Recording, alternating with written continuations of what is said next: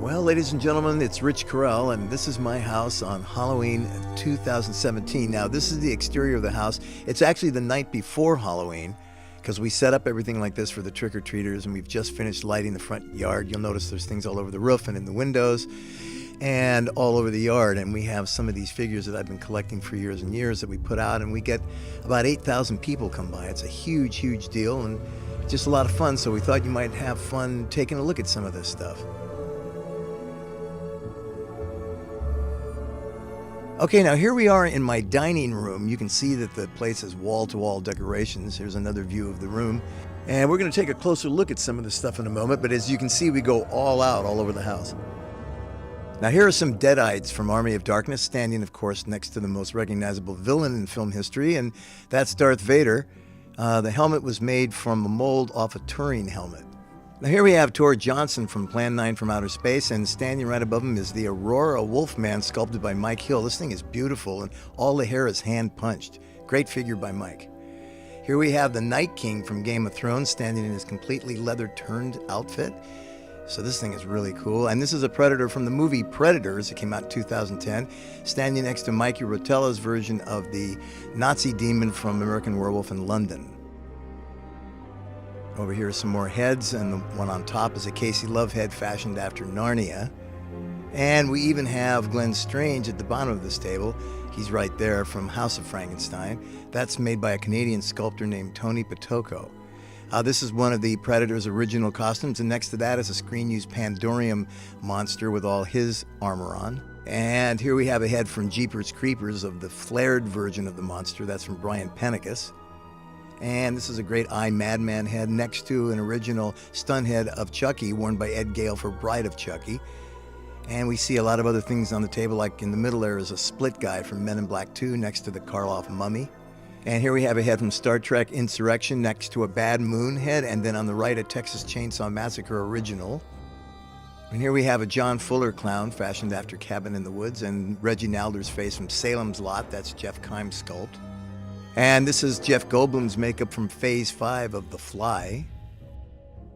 And here you can see the original Texas Chainsaw head again, and here's Tim Allen's head in makeup from the Santa Claus.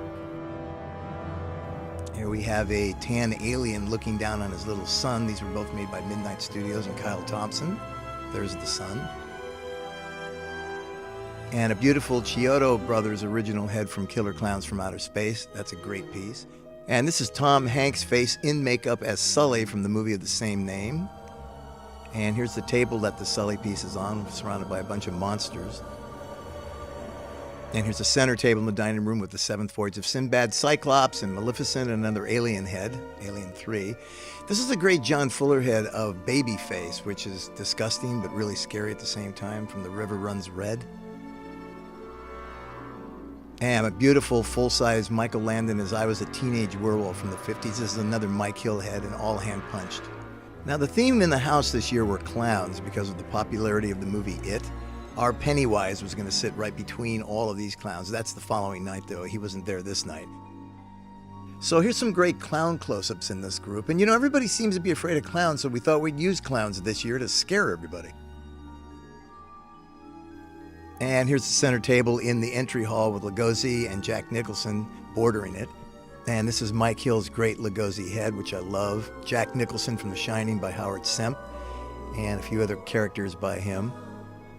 Here's a Betty Davis head from Whatever Happened to Baby Jane. Behind her is a Walking Dead head. And here's Eddie Quist and the full transformation werewolf from The Howling. And more of the same heads just in the center of the entry hall. And of course, this is Steve Wang's beautiful Medusa head. This thing is huge, but great. And of course, we can't miss her. This is Linda Blair from The Exorcist, another Mike Hill figure. And here's a great look at the close-up of her eyes. And looking down on all of this from above is our 7-foot wingspan bat made by Midnight Studios. So this is really cool, and this guy's a great piece. Here's another lichen by Kyle Thompson. Beautiful shot of a lichen. It's like a werewolf. And this is the close-up of Heath Ledger as the Joker. Everybody loves this piece because it looks so much like the real guy. And here's the Joker and the Bonnie Aaron's nun from Conjuring 2. That's one of the pieces that's really popular too. This was made by Mark Anthony, and that's Bonnie's face in makeup from Conjuring 2. And here's some more characters in the living room we're going to point out to you. We have a slee stack here on the right from Land of the Lost, and that guy on the left you probably recognize as K2SO from Rogue One. And this was the only full-size one the studio ever made, and there he is. We have him right here in the living room. More stuff around the living room as we walk through and just point out a lot of stuff. You'll see how crowded it gets in Halloween with all this stuff, because there's a lot of stuff here. Here's some more heads.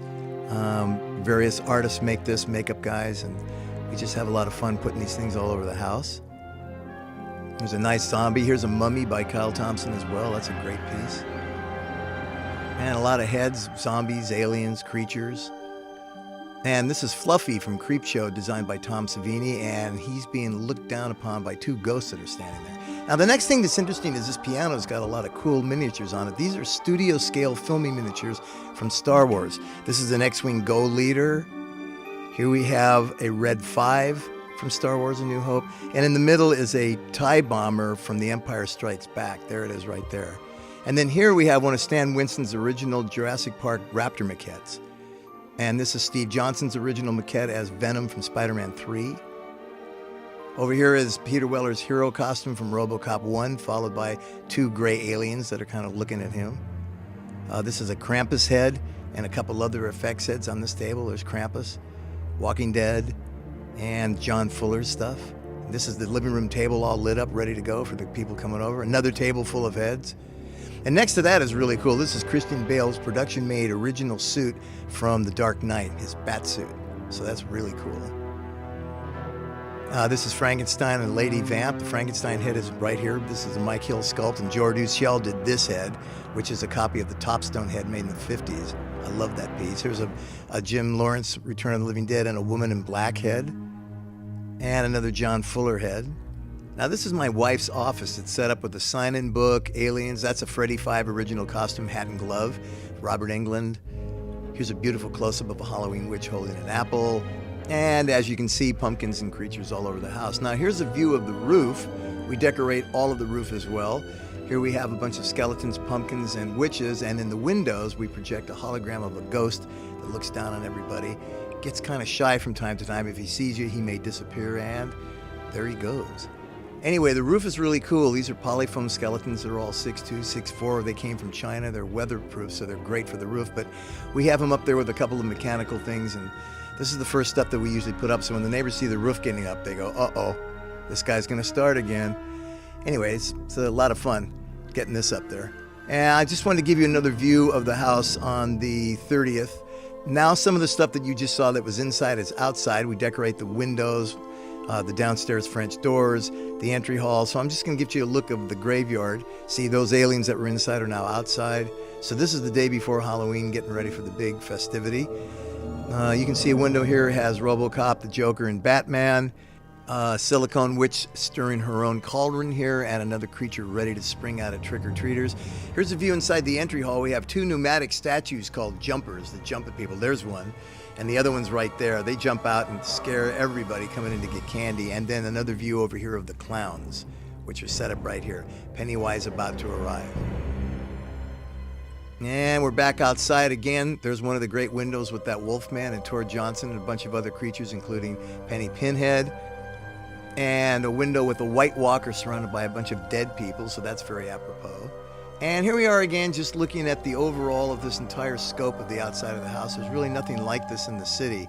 So we have, as I said, thousands of visitors, and we have a great time doing it. I hope you had a great time looking at all this stuff. And if you weren't here this year, then try to make it next year. So good trick-or-treating and happy Halloween, everybody.